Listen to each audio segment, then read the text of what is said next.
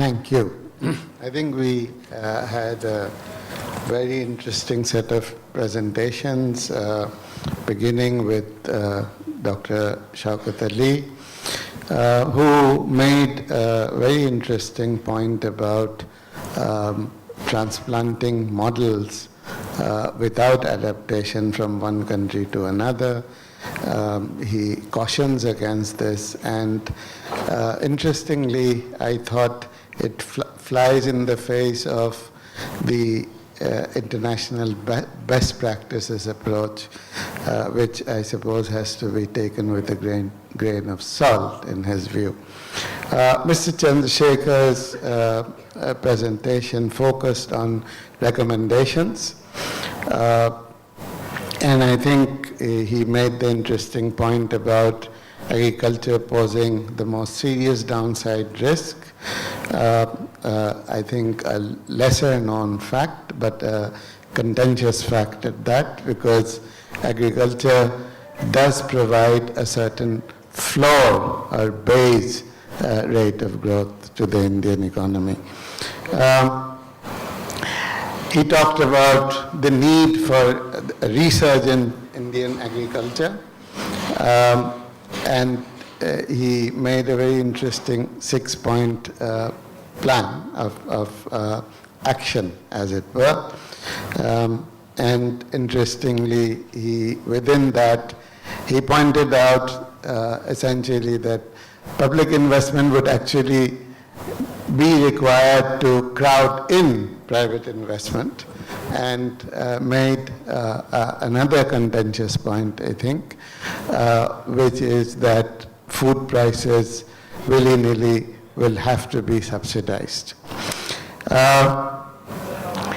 Ms. Malla pointed out the stark fact that Nepal, not too long ago, a food surplus economy, has now turned into a food deficit economy, and advocated an evidence-based approach to strengthening child nutrition. Mr. Rajapakse followed with his presentation on Sri Lanka, and he pointed to the existence of multiple agencies and the lack of coordination among them as being a constraint, and he, I think, made a very interesting point that income increases alone do not necessarily lead to increases in nutrition, that education and health awareness programs are also required. He also mentioned another, I think, lesser known fact, that malnutrition in Sri Lanka was actually increasing. To my mind, this is a disconcerting fact, because Sri Lanka is the highest per capita income country in the region, with very good social indicators. Professor Vyas made the final presentation of this session, and pointed to India's weak record in addressing the issue of nutrition. He did mention some bright lights, including the fact that chronic hunger had been largely eliminated, but there remained serious weaknesses in performance on nutrition. And he suggested the main reason for this was that agriculture did not contribute to the GDP adequately. Obviously, at least I interpreted it to mean that it did not get the kind of public policy attention that it might have. And he made, I think, a seminally important point about the increasing emphasis on cereal production to the neglect of other more nutritional crops, which had been perhaps part of the local diet. And also another very useful insight on agrarian structure, the small landholding problem of South Asia. With those words, let me open the floor for questions and answers. Yes, please. Thank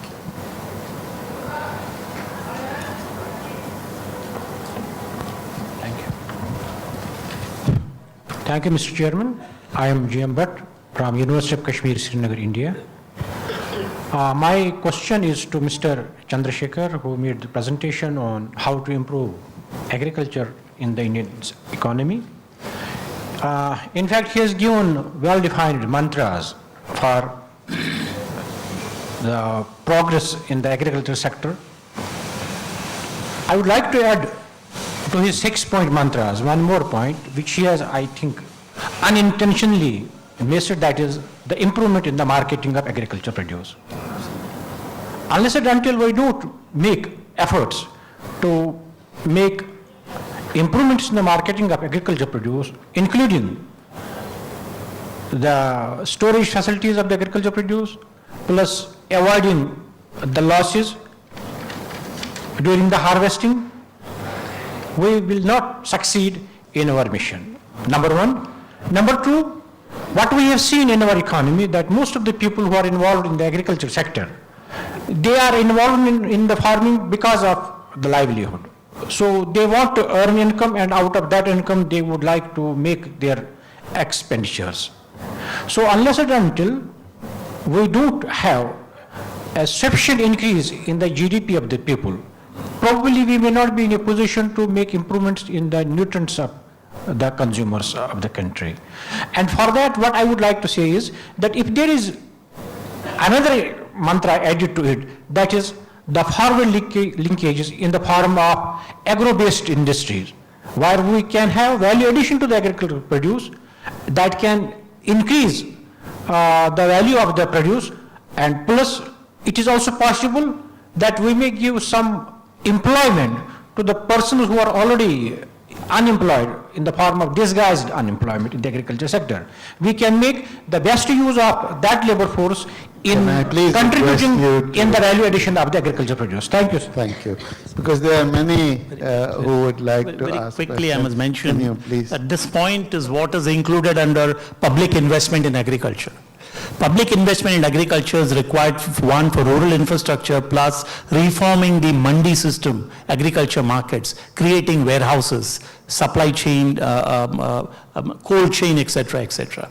If government shows enough enthusiasm and investment in stepping up public investment, we can also attract private investment. Okay. So that point is actually covered. Thank you very much. Yes, please. Thank you. Thank you. I'm Bernd Dunzler from the German Embassy. Thanks a lot. I have also one question to Mr. Chandrasekhar. You were referring to the public distribution system, and you would like to increase it, to enlarge it, and to include, for example, pulses. And you know, but you're better than I do know, that there are also some few radical voices here in India who are not happy with the efficiency of the public distribution system and who demand to abolish the whole system and to replace it with direct cash transfer to give the poor people purchasing power and to allow them to decide when to buy, what to buy, and where to buy on their own. I'd be interested in your position. Thank you. I appreciate this. Can I please request the questions to be very brief and precise, and please, Mr. Chandrasekhar, can we just wait to take a few more questions, and then please, if you can, please, yes. Thank you. This is a question to Dr. Vyas. Just wanted to have your thoughts on this. It's been suggested in the literature that fortifying the food handed out by the PDS would be an economical and effective way to lower rates of anemia and increase nutrition.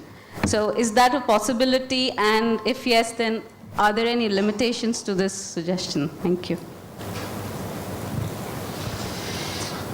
Yes, please. This is Uttam Gupta, Executive Director, Crop Life India. Mr. Chandrasekhar, you made a brilliant 6 commandments for resurgence of the Indian agriculture. Your first point, I was in a complete dilemma about the first point. You have recommended that there is need for regulation on the agro inputs, including the price regulation. Now, that's something in the context of the reforms that we are talking and governance deficit. Why do you, if I may complete my question, in this country where there is a huge amount of governance deficit and every enforcement official, administrator is looking forward to pointing out some sort of, areas whereby there could be possibilities for gains for themselves, why should you recommend a system where it would only I mean more have problems? to, yes, thank you very much. Yes, please. Hi, I'm Vanessa Rubin from Save the Children.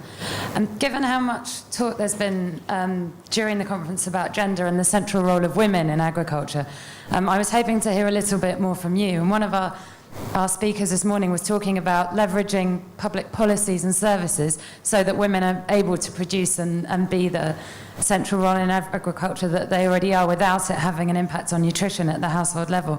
I'd be interested to hear from any of the panelists if you could showcase any policies that you think are actually doing that. Okay. At the very back, please.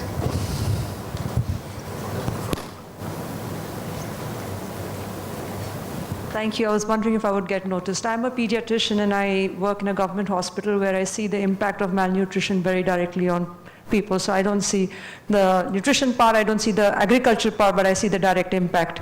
My question to Professor Vyas is that you have pointed out many challenges and some solutions.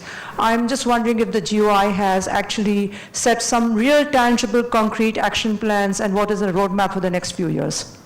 Thank you very much for being brief. Yes, at the middle, please. I think you were raising your, yes.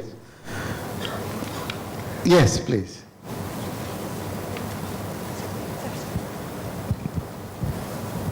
Thank you, sir. This is Purushottam Mainali from Nepal.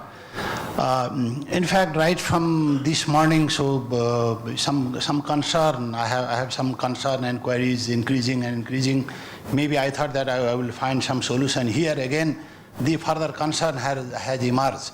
So now we are trying to get the solution of the food deficiency, nutrition and health problem from the agriculture sector. When we talk about providing the solution for the agriculture sector, again we are talking about the traditional agriculture, and where we have, this morning we heard that even the agriculture growth did not help in the nutrition and health output. Even the economic growth did not help to the nutrition and health aspect. Here I see a gap. So all of us, we are all agriculturists, we are very much looking backwards the traditional agriculture. If we want to deliver, if we want to impart the impact on nutrition and health, maybe we have to go more for the vegetable, fruits, dairy, meat and eggs, which in all our deliberation and in all our sort of mantras, even in 6-point mantras also we did not find. Even in our country's food security strategy also in this region. So we hardly talk about. Could you please ask the question? Yeah, fruits, fruits, vegetables and others.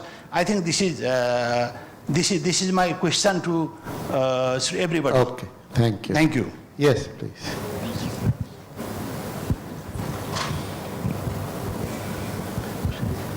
I'm Pushparaja Thavaraja from the North Dakota State University, US, and University of Saskatchewan, Canada. The question is to Dr. Rajapaksa. From the Sri Lanka, although Sri Lanka has to go a little bit further, is there any lessons that we can learn for the other countries? Thank you very much. Yes, please. This is the last question I think I can take. Thank you, Mr. Chairman. I congratulate all the speakers for bringing very important issue for the region. Most of these are pertinent. I have no questions, only 2 suggestions. One, that in the early part of the Green Revolution, we have been benefited by many of the collaborative programs. I think that if we launch this to revitalizing the agriculture research and activities, so may we make one suggestion that the countries in the region should develop some collaborative program on agriculture and nutrition, like practicing and sharing the experiences in different countries, and that will benefit. My second point, that many of the countries in the region, not all, they have depleted their human resources in the research system. Very largely, especially in Bangladesh, I know also the other countries.